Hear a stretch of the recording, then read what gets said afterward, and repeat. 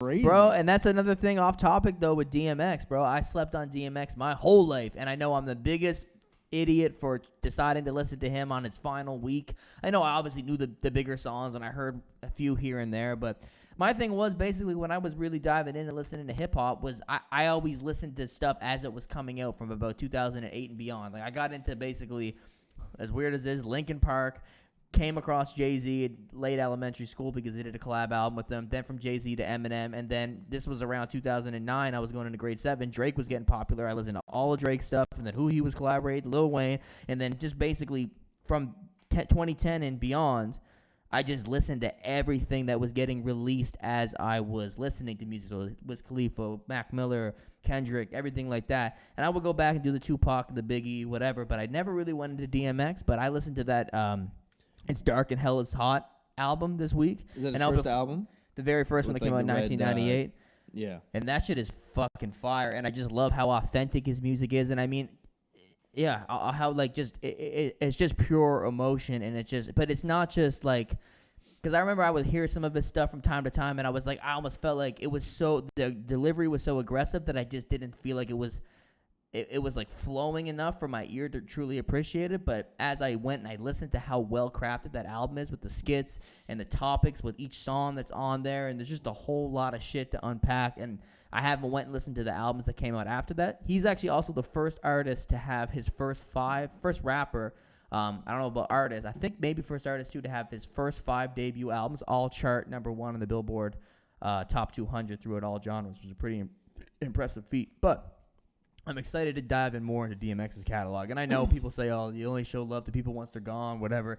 So I could fall into the category of someone jumping on the bandwagon, especially, you know, as he has just unfortunately passed away. Well, but rest in peace, DMX. I'm going to appreciate the music, though. It's great. I don't think that's a bandwagon. I think, like it's unfortunate that you found him after he died. Mm-hmm. But I don't think there's anything wrong with that. Like I was always aware of his music. Elvis died in 1976. Does that mean I can't like his music? No. Yeah, I was going to say, that's only a thing in hip-hop. Yeah, well, I guess so. For anything. Well, I can actually even example of music. Like, I like punk music, too. And there's a guy, Tony Sly. He was the lead singer of a band No Use for a Name. And he did, like, some acoustic albums.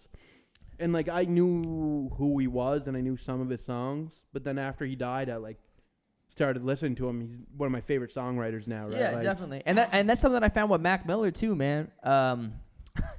Like, prior to his album Swimming that was released in 2018, there was a good period of time after his last project, Divine Feminine, which came out late 2016, where you weren't hearing anything from Mac Miller, and I was just I'm the biggest Mac Miller fan. I know I could tell you everything about Mac Miller, and there was just a period of time where I was always listening to his stuff still, but as things were progressing, like 2017 was that whole era, like the SoundCloud rappers, mumble rap, all that shit that was like really being was really at the forefront of hip-hop, and whether you liked it or hated it, that's what everyone was talking about.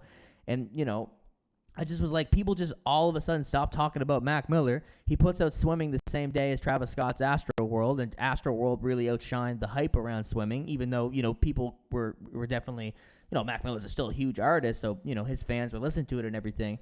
And then he dies a month later, and then as time progresses, it's like a novelty thing now from people that I didn't ever see share Mac Miller stuff, talk about how big of a fan they were of Mac Miller. Now they're like, Circles is the best. It's like the day that he passed away. Yeah.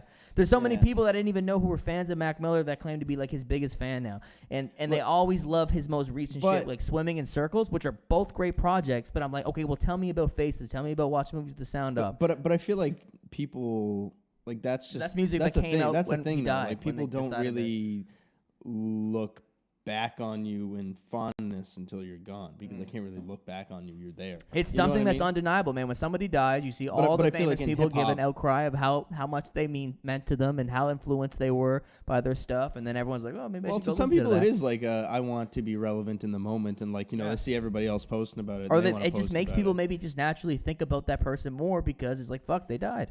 Well, I need to throw something out. I'd like a guy like Lil Peep. I didn't know who he was beforehand. I feel like you would like his shit.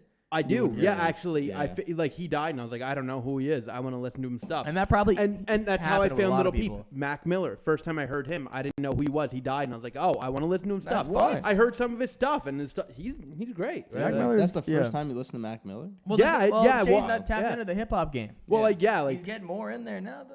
I'm doing what I can. Did you ever end up diving into X? Remember, I was playing him at work. I did a little bit, yeah. He's like, that's another.